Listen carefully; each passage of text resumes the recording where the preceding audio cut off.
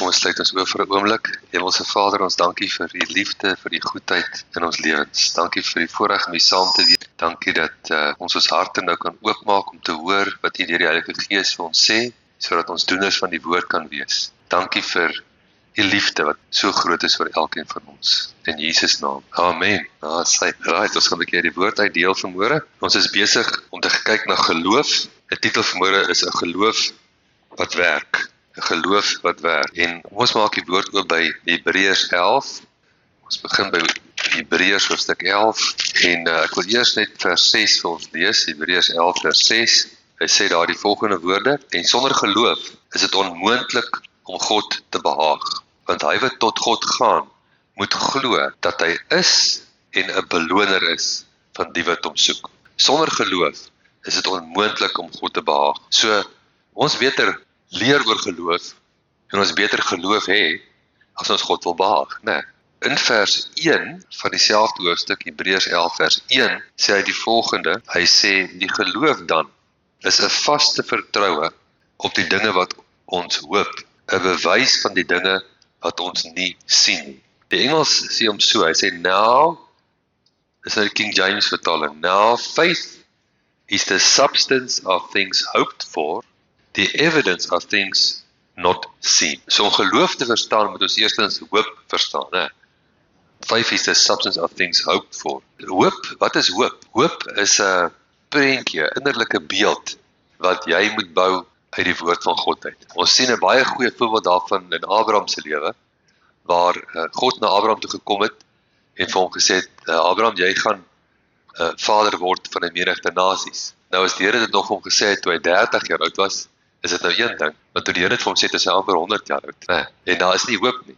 Die Here sê vir hom, Abraham, kom 'n bietjie uit die tent uit, ek wil vir jou iets wys. Kyk op na die sterre van die hemel, kan jy hulle tel?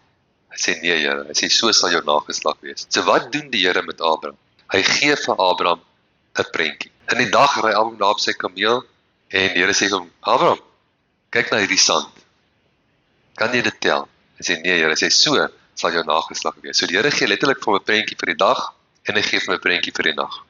Nou daai beeld, daai prentjie is hoop. Hoop is die prentjie wat jy aan die binnekant het. Natuurlik sal die vyand kom, die duiwel, en hy sal probeer smokkel met die prentjies in ons lewe.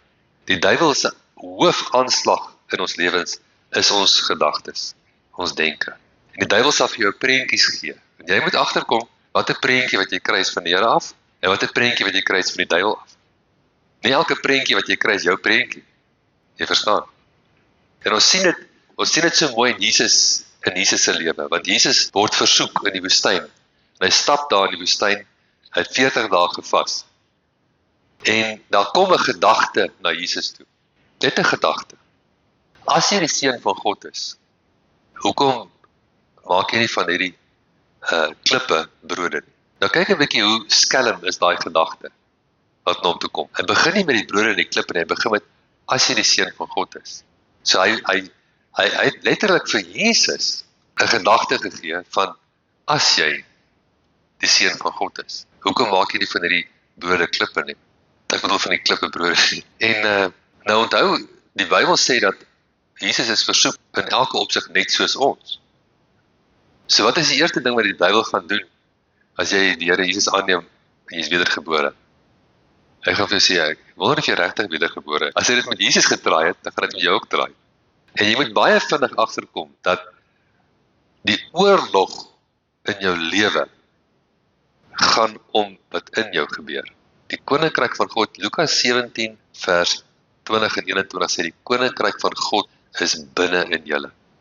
Die koninkryk van God is binne in julle.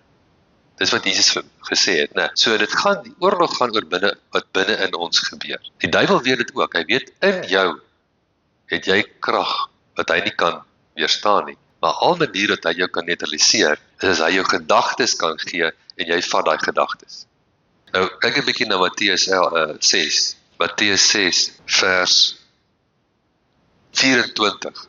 Niemand kan twee here dien nie, want of hy sal die een haat en die ander lief hê, of hy sal die een aanhang en die ander verag. Julle kan nie God en Mammon dien nie. Daarom sê ek vir julle. Waarom? Omdat jy nie God en Mammon kan dien nie, gaan ek nou iets sê. Moet nou mooi hoor wat sê hy nou. Moenie jou kwel oor jou lewe. So hoe dien 'n mens mammon? Jy dien nie mammon. Dit gaan nie oor hoeveel geld jy het nie. Glad nie. Dit gaan oor hoeveel kwelling jy het. Jy kry mense met baie geld en min kwelling. Jy kry mense met baie geld en baie kwelling. Hoe meer geld hulle kry, meer kwel hulle. Dan kry mense met min geld en baie kwelling of min geld en min kwelling. Dit hou nie verband nie, né? Dit gaan nie oor die geld nie, dit gaan oor die kwelling. Nou, die King James vertaling sê baie mooi die manier hoe dit sê. Hy sê, therefore I say unto you, because you cannot serve God and mammon. Therefore I say unto you, take no thought for your life. Hoor daar. Moenie 'n gedagte van kwelling vat nie. Dis 'n opdrag. As jy gedagtes van kwelling vat, is jy ongehoorsaam aan wat Jesus gesê het. En as jy ongehoorsaam is, onthou, hoekom sê hy dit vir jou? Hy sê dit vir jou, want hy wil jou help. Hy's aan jou kant. Hy's lief vir jou. Daarom sê ek vir julle, moenie die gedagte van kwelling vat nie. Wat sal ek eet? Wat sal ek drink? Jou liggaam, wat sal jy aantrek nie? Is die lewe nie meer as die voedsel en die liggaam is die klere nie? Vers 26. Kyk na die voëls van die hemel. En nou moet jy eens teruggaan. Nou moet jy eens terug na vers 22 toe. Vers 22 sê die lamp van die liggaam is die oog. As jou oog reg is of reg kyk, sal die hele liggaam verlig wees. As jou oog verkeerd is of verkeerd kyk, sal jou hele liggaam donker wees. Ek onthou jare terug, toe ons nog gewone videokameras gehad. Ek was in Kanada, toe ek vir my so fancy videokamera gekry. As jy nou video's neem van die kinders, is te groot word en so aan. Maar die videokamera was op jou oog ingestel. So as jy kyk die kant toe, zoom in die kant. Hy fokus waar jou oog kyk. Fancy, né? Die lewe is so. Dit fokus waar jou oog kyk. Hy sê, as jou oog verkeerd kyk, hoe weet jy jou oog kyk reg of jou oog kyk verkeerd? Dit gaan oor hoeveel lig is in jou. Wat is lig? Lig is die vermoë om te sien. So as ek sukkel om te sien, alles is vir my duister. Dit teken daarvan as jy neem een verkeerde besluit na die ander. As jy besluit neem, dan weet ons, voor ons nog begin, het gaan die verkeerde besluit. Hoekom niemand staan op in die oggend en dink, ek gaan nou vandag opstaan en ek gaan nou die grootste fout van my lewe maak. Doen dit baie keer, né? Hoekom? Gebruik aan lig. As jy geweet het wat die regte besluit was, dan sou jy dit mos gedoen het. Want baie keer neem jy die verkeerde besluit, want jy het nie lig gehad nie. En hoekom het jy nie lig nie? Want jou oog kyk verkeerd. Jy kyk vir die probleem in plaas van die woord. Die probleem bring sy eie duisternis en dit raak oor groter. Die woord bring lig. So dit gaan weer oor hoop. Hoop is 'n prentjie, dis waarna ek kyk. Nou sê Jesus vir ons vers 26. Nou verstaan ons hierdie, as ons nou daai vers in ons gedagtes hou van kyk na, waar jou oog reg kyk. Nou gaan ons vers 26 verstaan. Kyk na die voëls van die hemel. Wat ons moet hulle doen? Kyk, maar luister nou mooi wat sê. Hulle saai nie, hulle oes nie, hulle bring by mekaar 'n skuur nie, tog voed julle hemelse Vader hulle. Is julle nie baie meer werd as hulle nie? Waarna moet ons kyk? Ons moet kyk na hoeveel ons werd is. Ons is baie meer werd. Hoeveel is jy werd? Wat is die prys wat vir jou betaal is? Dat jy kan vry wees. Jesus het homself gegee. Galasiërs 1 vers 4 sê hy het homself gegee vir jou sondes, sodat hy jou kan uitred uit die teenwoordige bose wêreld. Hierdie wêreld is boos. Hierdie wêreld is vol verkeerde dinge. Alles wat in die wêreld gebeur is nie die wil van God. Party teoloë preek alles wat gebeur het die Here doel mee. Nee, nonsens man. Meeste goed wat op die aarde gebeur is nie sy wil nie. Die eerste ding wat op die aarde gebeur het wat nie sy wil was nie, was wat? Die sondeval. Hoe weet ek dit? Hy het gesê, moet dit nie doen nie. As ek vir my kind sê, moet dit nie doen nie, en hy doen dit, dan moet hy nie vir my agterna kom en pa, was jou wil gewees nie. Ek sê, daai gaan nie travel nie, maar ek het gesê, moet dit nie doen nie. Dis nie my wil nie.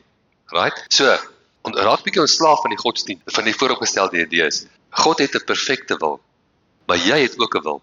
En tensy jy jou wil in lyn bring met sy wil, gaan jy nooit sy wil sien gebeur in jou lewe nie. Ons weet, die Bybel sê, dis die wil van God, dat elke mens gered word, en tot kennis van die saligheid kom. Dit staan op 2 plekke in die Nuwe Testament. Maar nou is my vraag, word elke mens gered? Nee, alhoewel het God se wil is. Want waarvan hang dit af? Die mense wil. God is 'n gentleman. Hy nooi jou uit. Hy gaan jou nie forceer nie. Jy moet hom aanneem. Amen. Maar hy is 'n goeie God. Onthou, die grootste ding wat die duiwel doen, is hy beswadder die karakter van God. En hy wil jou oortuig dat God is die een agter jou probleme, God is die een wat weghou van jou, wat terughou van jou, en dis 'n leuen. God is nie agter jou probleme nie. Jakobus 1 staan daar geskryf, dat elke volmaakte geskenk en elke volmaakte gawe daal van bo af neer, van die Vader van ligte, by wie daar geen verandering of skaduwee van omkering is. Hy is 'n goeie God. Johannes 10 vers 10 sê, die dief kom om te steel, te slag en te verwoes. Ek het gekom, dat julle lewe kan hê, en dit in oorvloed. Dit wat steel, is die dief. Dit wat slag, is die dief. Nie die Here nie. Amen? Nou nie die Here beskuldig nie. Partykeer sê mense, maar hoekom doen die Here nie iets nie? Die vraag is, hoekom ontvang jy nie bietjie nie? Wat gaan met jou aan? En maar ek is volmaak, die Here het 'n probleem. Is jy die volmaakte een en die Here die probleem? Ek dink jy moet so 'n bietjie in jou kop laat werk. Ek en jy is nie die volmaakte nie. Die Here is die volmaakte een. Ek en jy moet onsself uitsort. As ons nie ontvang nie, dan is daar iets verkeerd. Ons weet iets nie, of ons een of ander blok hierso wat ek moet wegkry. En met die genade van die Here kan ek dit wegkry. Kan ek ontvang. Wat sê Romeine 5? Nee, ek wil eers dit klaarmaak. Kyk eers na vers 31. Vers 31 van Matteus sê, daarom moet julle nie kwel en sê. Nou die King James maak hom baie mooi oop. Hy sê, therefore, take no thought saying. Hoe vat jy 'n gedagte? Jy sê hom. So nou kom Satan, en hy gee vir jou gedagte. Wat gaan van ons word? Nou dink jy die hele dag, wat gaan van ons word? Wat gaan van ons word? Wat gaan van ons word? Nou eendag sê jy vir jou vrou, wat gaan van ons word? Wat het jy nou gedoen? Jy het die gedagte gevat. Wie se gedagte het jy gevat? Die vyand se gedagte, Mammon se gedagte. Jesus het gesê, moet dit doen nie. Onthou, jy is nie net 'n gewone skepsel nie. Jy is in die beeld van God gemaak. Genesis 1 vers 26-28 sê, God het die mens gemaak na sy beeld, na sy gelykenis. Dit beteken jy is powerful. En wat jy sê en wat jy dink het 'n effek. Net soos God. Amen. Spreuke 18 vers 20. 'n Mens se innerlike wese word versadig met die woorde van sy eie mond. Hoor daar. 'n Mens se innerlike wese, dis jou gees, word versadig met jou eie woorde. Dit wat jy profeteer dit oor jouself, aan mekaar. Nee, ek kry nooit 'n goeie werk. Wat gebeur hier binnekant? Jou gees word versadig, en jy maak seker jy kry nooit 'n goeie werk. Daarom moet jy hulle nie kwel en sê, therefore take no thought saying, wat sal ons eet nie? Want al hierdie dinge soek die heidene. Want jou hemelse Vader weet dat jy al hierdie dinge nodig het. Maar soek eers die koninkryk van God en sy geregtigheid, en al hierdie dinge sal vir jou bygevoeg word. Jesus het 'n belofte gegee. Soek eers die koninkryk en die manier hoe die koninkryk werk, die geregtigheid, die wette, en al hierdie dinge sal vir jou bygevoeg word. Nou as my sleutels weg is en ek moet my sleutels soek, wat is die eerste stap wat 'n man sal doen? Jy vra jou vrou, waar is my sleutels? En wat gaan jou vrou vir jou sê? Jou vrou gaan vir jou sê, gaan kyk in die sitkamer. So 'n mens moet weet waar om te soek. 'n Man kan nie net begin soek, jy moet weet waar. As ons die koninkryk soek, waar moet ons begin soek? Wat sê die woord? Lukas 17 vers 20 en 21. Kom ons lees dit saam. En toe het die Fariseërs gevra as wanneer die koninkryk van God sal kom, het hy vir hulle geantwoord en gesê, die koninkryk van God kom nie met sigbare tekens nie. En hulle sal nie sê, kyk hier of kyk daar nie, want die koninkryk van God is binne in julle. So dis wat ek moet soek, binne in my. My gedagtes, my hart, hier binne-in. Dis wat die koninkryk is. As ek hierdie koninkryk al ontdek, en ek kan leer hoe werk hierdie koninkryk, wat in my is die dag as ek wedergebore word, dan ek leer sy wette, ek leer sy manier, dan kan al die dinge vir my bygevoeg word. Want die vyand sal aan mekaar jou gedagtes aanval. En hy sal aan mekaar, hy weet ook hoe werk daai koninkryk. Moenie dink jy is slimmer as die duiwel nie. Hy is lank al hierso. Hy het jou op 'n grondjie geken. Hy gaan jou probeer terroriseer, hy gaan jou probeer stop, en hy wil hê dat die seën van die Here nie volkome moet manifesteer in jou lewe nie. En hy gaan dit doen deur hier in jou gedagtes blokke te sit. Maar as ek eens daai blokke identifiseer, kan ek van hulle ontslae raak. Amen. Ek moet elke gedagte gevange neem, sê die woord, tot gehoorsaamheid aan Christus. Nou goed, kom ons kyk na Romeine 4. Ons gaan begin om na die beginsels te kyk. Ons wil mense wees wat kan ontvang. Kom ons lees eens Romeine 5 vers 17. Dit is so 'n lekker versie om te lees. Romeine 5 vers 17. Luister baie mooi. Want as die gevolge van die misdaad van die een, dis nou Adam, né? Waar hy droog gemaak het, die dood geheers het deur die een. Wie het begin heers toe Adam geval het? Die dood. Veel meer sal hulle wat die oorvloed van guns en die geskenk van geregtigheid ontvang in hierdie lewe heers deur die een, Jesus Christus. Wie is die ouens wat nou kan heers? Nie alle Christene nie, nee, net die wat ontvang. En jy moet twee goeders ontvang. Hy noem twee goeders om te ontvang. Geskenk van geregtigheid, oorvloed van guns. Eerste ding om te ontvang is die geskenk van geregtigheid. As jy rondloop met 'n sondebewustheid oor jou, dan het jy nie 'n vrymoedigheid om enigiets te ontvang nie. Jy sien jouself as 'n sondaar, deur genade gered.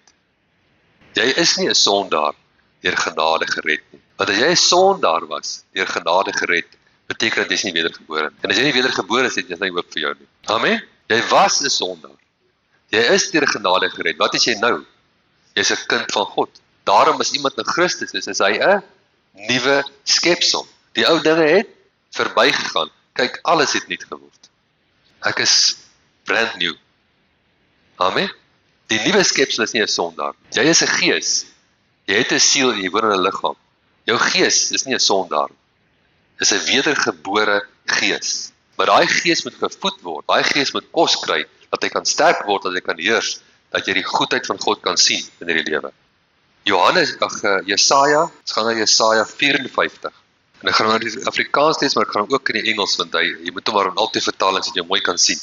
Jesaja 54. En al jou vers 13, en al jou kinders sal deur die Here geleer wees, en die vrede van jou kinders sal groot wees. Deur geregtigheid sal jy bevestig word. Jy sal ver wees van verdrukking, want jy hoef nie bevrees te wees nie. Ver van verskrikking, want dit sal nie by jou kom nie. Die Engels sê hom as volg, hy sê, luister mooi, hy sê, jy sal jouself in geregtigheid bevestig. So die Here Jesus het vir jou volmaakte geregtigheid gekoop aan die kruis by Golgotha. Hy gee dit vir jou, Romeine 5:17 sê, as 'n geskenk. Dit is 'n geskenk. Jy kan nie meer geregtig of minder geregtig wees. Daar's nie 'n geregtigheidsskaal of 'n geregtigheidsmeter nie. Jy is of volmaak geregtig, of jy is volmaak ongeregtig. Jy is een van die twee. Amen. So die oomblik as jy die Here Jesus aanneem, dan is jy die geregtigheid van God in hom. Volmaak. Jy staan volmaak.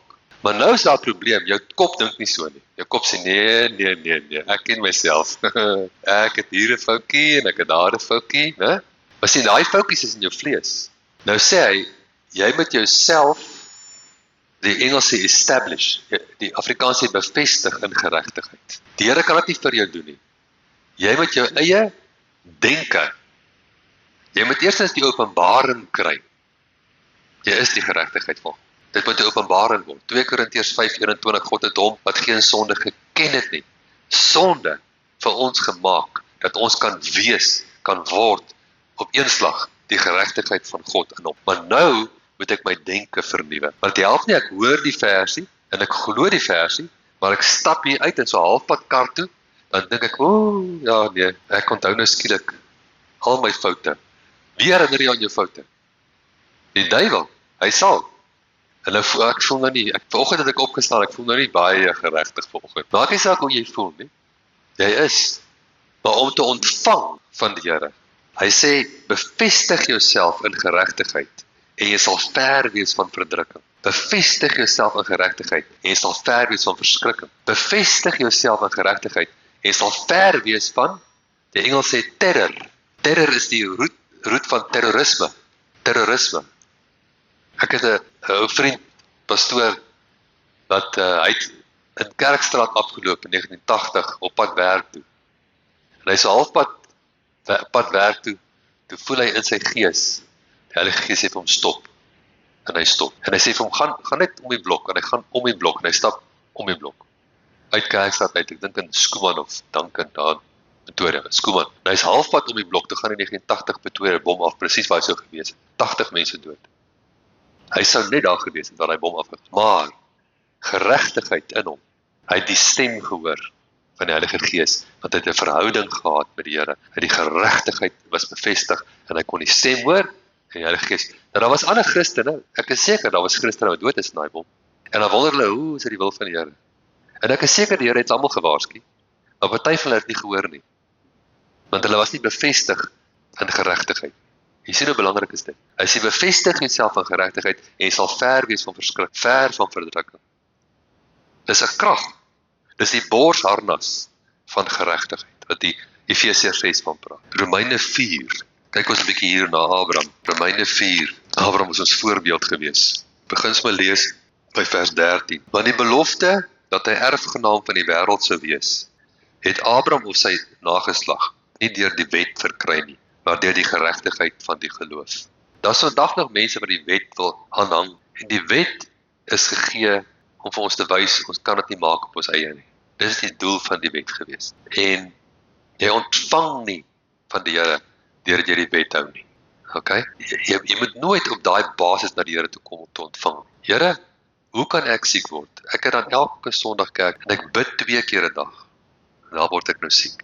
Jy sien, jy slaap op die verkeerde basis wat jy gaan. Jy ontvang nie omdat jy 'n goeie mens is nie, jy ontvang omdat hy lief is vir jou. That's it. Jy gaan op grond van sy liefde, sy guns. Jy sien, jou fondasie moet reg wees. Want as hulle wat uit die wet is erfgename is, dan die geloof waterloos geword en die belofte tot niet gaan. Die geloof en die belofte is gekoppel aan mekaar, want geloof kort 'n belofte. 'n belofte kort geloof. Geloof kan niks maak sonder 'n belofte nie. 'n belofte kan niks maak sonder geloof nie. Amen.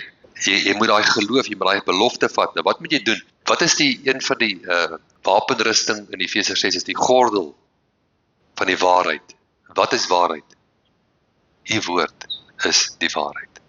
Okay, daar is nie ander waarheid oor as sy woord. So wat moet jy doen? Jy moet hierdie woord vasstrap aan jou. Jy verstaan my. As jy geloof wil hê vir finansies, dan moet jy die woord van finansies vasstrap aan jou. Jy moet dit nie daar by die huis los, strap hom vas. As jy geloof wil hê vir genesing, dan moet die woord oor genesing vasstrap. Soos geskrywe is vers 17, ek het jou vader van baie nasies gemaak, voor die aangesig van God in wie hy geglo het, wat die dode lewend maak, en die dinge wat nie bestaan nie, roep asof hulle bestaan. Nou kyk mooi, hy sê nie, hy roep dinge wat bestaan asof dit nie bestaan nie. En baie mense doen dit en dink hulle is nou heel cool. Dis nie wat daar staan nie. Daar staan hy roep die dinge wat nie bestaan nie, asof dit bestaan. Jy ontken nie die probleem nie, jy roep die oplossing. Sê nou jy is siek. Die help nie loop rond en sê ek is nie siek nie, ek is nie siek nie, ek is nie siek nie. Want dan roep jy dinge wat bestaan asof dit nie bestaan nie. Doen die teenoorgestelde wat die versie sê. Amen. Jy is siek, ek kan dit sien en jy kan dit voel. Jy is siek. Maar wat moet geroep word? Genesing. Right now bestaan genesing, as ek so na jou kyk, bestaan genesing glad nie. Nou roep jy dit. Jy sê deur sy wonde is ek genees. Maar nou moet dit in jou gees kom. Jy sê dit moet in jou gees kom, want uit jou gees uitkom die krag. So jy gaan na 1 Petrus 2 vers 24. Is 'n lekker versie oor genesing, né? Die King James sê hom baie mooi, die Engels, hy sê who his own self bore our sin in his own body on the tree. Baie persoonlik. Who his own self took your sin in his own body on the tree, that you can be dead to sin, that you can be alive unto righteousness. By his stripes you are healed. Amen. Jy sien met te mediteer. Ek het een keer aan Kanada ons pastoor gehelp om sy huis te verf. Wat ek so 'n klein King James Bybeltjie, ek stel my sak en ek maak hom oop by daai vers, ek lees hom, sit hom terug en verf ek. Dan dink ek hom, prewel hom, dink hom, gaan weer terug, o ja, wat staan er weer daar? Snaaks wie jy kan vergeet, né? As jy hom nog nie gemediteer, lees hom weer en so aangegaan. En laat in my gees in begin. Jy moet hom spreek in jou gees en jy moet hom mediteer. Die woord, wat sê Josua 1 vers 8? Hierdie woord moet jy bepeins, dit moet nie uit jou mond wyk nie. Okay? So dit het ek gedoen. En so 'n paar weke later, daar so 'n griepepidemie met die dorp gaan. En ek hardloop tussen die cubicles, ek sien net siek mense. En daar begin ek ook griep kry. Ek kan voel ek raak nou siek. Hier kom dit nou. Gaan sit in die middelste cubicle, maak die woord oop. 1 Petrus 2 vers 24. Lees hom bietjie. Kry met my oë in. Spreek hom. Ontvang. Toe ek daar opstaan, toe lig hy so van. Toe lig dit af van my af. Amen. Jy kan ontvang. Jy moet net aanhou voed. Voed die gees. Sit die woord in. Strap daai woord vas aan jou. Strap hom vas aan jou. Dis die woord wat die krag bevat. Geheim van God se krag is in sy woorde. Hy het die heelal gemaak met sy woorde. Hy het gesê lig wees en lig was. Dis nie baie woorde wat nodig is. Hoe het Jesus die storm stil gemaak? Jesus het die storm stil gemaak by die krag van vrede. Hy het gesê My vrede laat ek vir julle na. Laat nie julle hart ontstel word. Dis nie 'n voorstel nie, dis nie 'n suggestion nie, okay? Die generaal sê, roepe, opdrag, laat nie jou hart ontstel word. Niks moet jou kan ontstel maak. Dis hoekom hy in die middel van hy storm kan lê en slaap. En toe hy opstaan, hier is ou Petrus en waar hy sê, en kyk, ou Petrus is 'n ou hand, hy's gewoond in die see, hy het groot geword op 'n boot, verstaan, ek bedoel, dis nie of hy nie weet nie.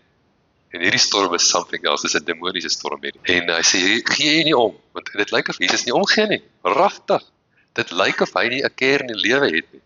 Party mense dink as hulle na die movies van Jesus kyk, het so met 'n frons rondgeloop, jy weet, met die wêreld se las op sy skouers.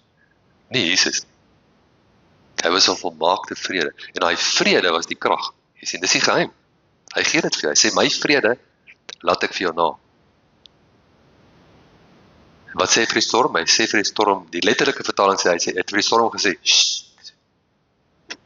Dis dit. Sst. Stop het. Die krag. Maar hy was ontwikkel daarin.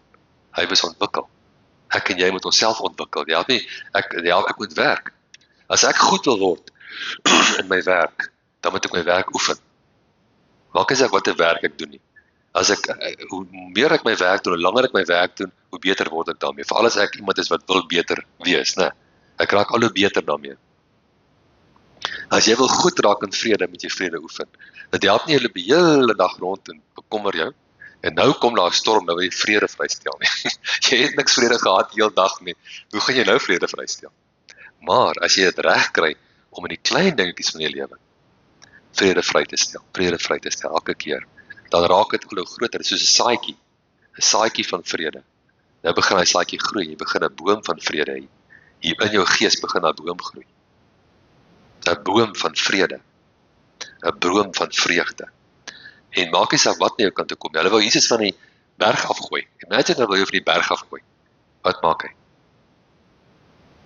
Hy loop weg. Dis net vrede, die vrede, die krag van vrede. En daar is historiese geskrifte gewees oor die kruisiging. Dis nou nie die Bybel nie, maar die ouens wat geskiedenis van die event neergeskryf het. En hulle het gesê, tydens die kruisiging was dit chaos. Dit was 'n demoniese chaos. En daar was dit was net paniek en chaos. Maar die enigste vrede wat jy kon ervaar, was by die beskuldigde man. Die enigste vrede was by die beskuldigde man. Nooit sy vrede verloor. Krag. Dis 'n krag van God. Okay, kom ons sluit af met Markus 11. Ek wil net vir julle Markus 11. Okay, kom ons maak net gou klaar hier so in Romeine 4. Hy het teen hoop op hoop geglo dat hy vader sou word van baie volke. Wat beteken teen hoop op hoop? Beteken die een hoop was sy liggaam, hoe hy gelyk het, 100 jaar oud, sy vrou 90. Dis die negatiewe hoop. Sy het by die voorgeboortekliniek opdag en lag hulle vir hulle, né? Dit is oud. Dis die negatiewe hoop. Die positiewe hoop was die sterre aan die hemel en die sand in die seestrand. Hulle die een prentjie gelos, na die ander prentjie toe gegaan. Volgens wat gesê was, so sal jou nageslag wees. Hoe? Soos die sterre aan die hemel en die sand in die seestrand. En sonder te verswak in die geloof, het hy al was hy omtrent 100 jaar oud, nie gelet op sy eie liggaam. Wat beteken dit om nie te let nie? Dit beteken jy dink nie daaroor nie. Hy het nie een gedagte. Ek is seker dat gedagtes gekom. Abraham, hy is oud. En hy het geweier om daai gedagtes te vat. Hy het daai gedagtes verwerp. Hy het die gedagtes geantwoord. Hy het gesê, ek is 'n vader van 'n menigte. Om die waarheid te sê, die Here het hom gehelp met sy naam vader. Hy het gesê, noem jouself nou wat ek jou noem, vader van 'n menigte. Dit het makliker gemaak. Jy sien, want hy het nou homself genoem wat die Here hom noem. En hy het so aangegaan, vers 21 sê, en hy was ten volle oortuig. Nou, dis hoe ek en jy, as ons ten volle oortuig kan wees. En ons kan. Nou, Markus 11, sluit af met Markus 11. Markus 11, vers 21, en Petrus het onthou en vir hom gesê, Rabbi, kyk, die vyeboom wat u vervloek het, is verdroog. Jesus antwoord en sê vir hulle, julle moet geloof in God hê. Want voorwaar ek sê vir julle, elkeen wat vir die berg sê, hef jou op en werp jou in die see. En nie in sy hart twyfel nie, maar glo dat wat hy sê sal gebeur. Hy sal verkry net wat hy sê. Daarom sê ek vir julle, alles wat julle in die gebed vra, glo dat julle dit ontvang en julle sal dit kry. So jy moet dit ontvang voor jy dit kry. Jy moet dit eers ontvang, dan kan jy dit kry. As jy dit nie ontvang nie, kan jy dit nie kry nie. Hoe ontvang jy dit? In die binnekant. Met jou gees. Jy glo jy ontvang dit, dan kan jy dit kry. Dit is maklik, né? Jesus praat met die boom. Hy sê, ek dink 9 woorde vir die boom, en hy loop. En die volgende dag stap hy by die boom, hy kyk nie eens weer vir die boom nie. Petrus moet hom roep, en vir hom sê, wat sou die meeste Christene gedoen het? Hulle sal praat met die boom, dan sal hy so 'n bietjie daar rond staan. Net so 'n bietjie kyk na die boom. Sien ek dalk so 'n bietjie van 'n verkleuring dalk. Ek wil net ietsie, die Here wys my net ietsie. Dis nie geloof nie, jy sien. En dan na so 10 minute wat laag gestaan vir die boom, kyk as hulle wegstap, as hulle sê nee, ek het nie die boom lyk nog net so blakend gesond as voor ek nog gepraat het. Dis nie geloof nie. Geloof beteken, as daar 'n probleem kom in jou lewe, dan praat jy met die probleem, en jy gaan aan. Jy talm nie by die probleem. Jesus het nie getalm by die boom nie. Hy het gepraat en aangegaan. Baie belangrik. Antwoord elke probleem, maar moet nie talm daar. Romeine 14 vers 17, soos in Romeine 14, 17 net vanaf kyk. Ons het gesê, soek allereers die koninkryk van God en sy geregtigheid en al die dinge sal vir jou bygevoeg word. Vers 17 van Romeine 14 sê, want die koninkryk van God, dit wat ons soek, is nie spys en drank nie. Wat beteken dit? Dit is nie allerlei wette en regulasies. Raak nie, smaak nie, roer nie aan nie, né? Maar, wat is dit? Geregtigheid, vrede en blydskap in die Heilige Gees. Dis die binnekant. Al daai goed is hier. Eerstens my geregtigheid. Ek vat dit, ek bevestig myself. Ek in 'n geregtigheidsbewustheid. Ek loop rond as die geregtigheid van God. En dan sê hy vir hoofstuk 15 van Romeine, vers 13, en mag die God van alle hoop julle vervul met alle blydskap en vrede deur die geloof, dat julle oorvloedig kan wees in die hoop deur die krag van die Heilige Gees. Mag die God van hoop, hy is die een wat die prentjie gee, die nuwe prentjie, jou vervul met blydskap en vrede. Daai twee ouetjies, jy kan nie sê ek is 'n persoon van geloof, maar ek sien geen blydskap en vrede by jou nie. Jou geloof is nie groter as jou blydskap en jou vrede nie. Hoe groter jy as jy daai woord vat en jy strap hom vas aan jou en jy sien hom, hoe meer jy vir hom kyk vir daai prentjie, hoe blyer word jy. En hoe groter vrede kom daar oor jou. Want jy het hierdie ding is jy's vas aan hom. Dit bring vrede, want jy weet die woord van die Here is finaal. Dit is 'n rots. Die woord van die Here het uitgegaan en dit bring vreugde. Ek raak opgewonde, want ek sien my oplossing, ek sien my genesing, ek sien my deurbraak. En hoe meer my vrede groei, hoe meer my vreugde groei, hoe meer is dit teken my geloof is nou daar. En ek ontvang. Die wat kan ontvang, sal heers. Halleluja. Kom ons bid saam. Hemelse Vader, ons dankie vir die kosbare woord. Ons maak ons harte oop, ons ontvang dit, ons seël dit in ons harte. Ek bid dat elkeen van ons nie net 'n hoorder sal wees nie, maar 'n doener. Dat ons hierdie woord sal vind, die woord van belofte. Dat ons probleme sal antwoord, nie net stil sal bly nie. Dat ons ontvangers sal wees, wat die woord vasttrap aan ons. Wat hierdie nuwe prentjies sien wat U vir ons maak.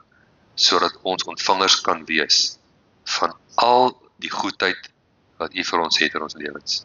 Ons dank U daarvoor. In Jesus naam. Amen. Halleluja.